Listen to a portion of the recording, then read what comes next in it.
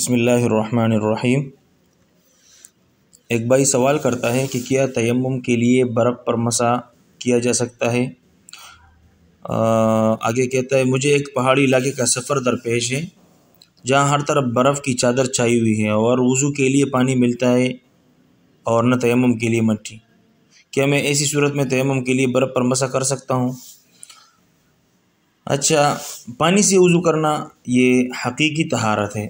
نماز کے لیے طہارت ہونی چاہیے کہ بندہ پاک ہو، تو نماز کے لیے جو حقیقی طہارت ہے وہ وضو کرنا ہے۔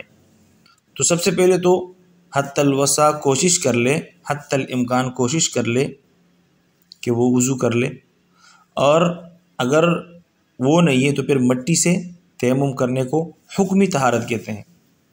تیمم دو صورتوں میں کرنا کیا ہے؟ جائز ہے۔ نمبر ایک، ایسے مریض کے لیے جو پانی استعمال کرے تو اس کا مرض بڑھنے کا یا فالج وغیرہ کا خطرہ، یہ تو ہم جانتے ہیں کہ بھئی کس حالت میں ہم پانی کو استعمال نہیں کر سکتے، اگر ہم استعمال کر لیں تو پھر ہم بیمار پڑ جائیں گے۔ تو اسی صورت میں اسلام نے اجازت دی ہے کہ بھئی آپ تیمم کر لیں۔ یا ایک ایسا شخص ہے جس کو پانی نہیں مل رہا، 1 میل کے فاصلے تک کہیں بھی پانی دستیاب نہ ہو، تو پھر اسی ٹائم بھی آپ تیمم کر سکتے۔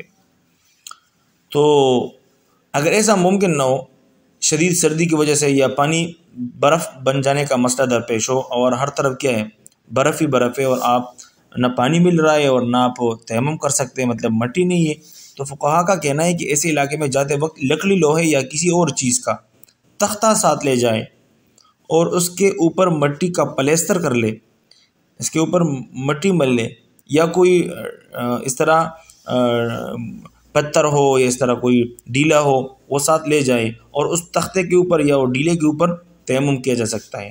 جو چیزیں زمین کی جنس سے نہیں ہیں تو ان پر براہ راست تیمم کرنا جائز نہیں ہے، اس لیے ان پر گرد و غبار ہونے یا مٹی کا پلستر کیے ہونے کی اس صورت میں تیمم کرنا جائز ہوتا ہے۔ لیکن اگر وہ بالکل صاف شفاف ہو، اس پہ گرد و غبار وغیرہ نہ ہو، تو پھر اسی پر بھی مطلب لکڑی ہے یا لوہا ہے تو اس پر اگر گرد و غبار ہے تو پھر آپ اس پہ کر سکتے ہیں۔